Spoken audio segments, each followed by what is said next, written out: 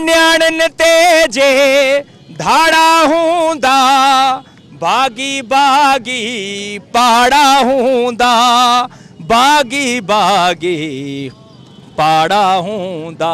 दुआ मंगी जी बाजियाबी लाइ रवादारी तहरीक ऐं सिंध शागिर्द तहरीक पारां हैदराबाद जे नसीम नगर चौक ते एहतिजाजी कैंप लगाई वई, जंहिंमें सियासी समाजी अॻवाननि ऐं शागिर्दनि वॾे अंग में शिरकत कई। उन मौक़े ते अॻवाननि पुनल सारियो, सिंध जे क़ौमी रागी वकार मल्ला, कामरेड नज़ीर कुरैशी, नीलम आरिजो, ज़ेबुन सा मल्ला, मुश्ताक मीरानी, आलिया बख्शल थल्लो ऐं ॿियनि ॻाल्हाईंदे चयो त कराची जेका सिंध जी राजधानी आहे, सिंध जो गादीअ जो हंधु आहे, उन जो सभ खां वधीक पोश इलाइक़ो जेको आहे उहो डिफेंस ऐं क्लिफ्टन आहे। जेकॾहिं उन पोश इलाइक़े मां हीअं नियाणियूं अॻुवा थियनि, अॻ में बि हिकिड़ी नियाणी अॻुवा थी, उहा भुंग भरे वापसि आई।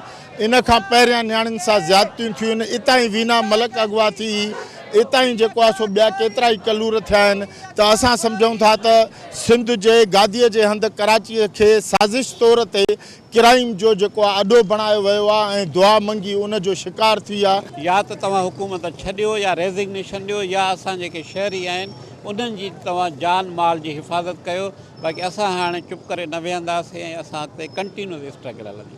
उहो इलाइक़ो जेको ख़ुशबोश इलाइक़ो कराची जो, जिते जाइ जाइ ते कैमराऊं लॻियूं पियूं आहिनि, उन जाइ तां हिकिड़ी पढ़ियल लिखियल इंटेलेक्चुअल घराणे जी इज़त वारे घराणे जी नियाणी जेका बेगुनाह अञा खंभिजी वई आहे। आख़िर सिंध जी नियाणियुनि सां ई थिए छा पियो।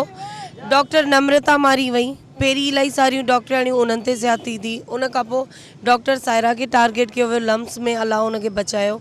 हाणे वरी कराची मां डॉक्टर दुआ मंगी किडनैप थी वई ऐं पुलिस सुती पई आहे। अमेरिका मां अची पंहिंजे मुल्क में आई आहे, पंहिंजी धरतीअ ते आई आहे, त उते अची हुनजी अगवा थी आहे। त इन हिकिड़े अफ़सोस ऐं ॾुख जी ॻाल्हि आहे ऐं असीं सम्झूं था त हिन ॾुख जी घड़ी में असीं हुनजे वालिदेन सां गॾु आहियूं। दुआ मिसिंग न आहे, हुन सां गॾु असीं सभु पंहिंजो पाण खे जेको आहे सो अनसेफ सम्झूं था ऐं सम्झूं था त असां सभु जेको आहे सो खंबे गुम कया विया आहियूं। हिननि मुतालबो कयो त दुआ मंगे खे फौरी तौर ते आज़ादु कयो वञे, ॿी सूरत में एहतिजाज जो दाइरो वसी कयो वेंदो।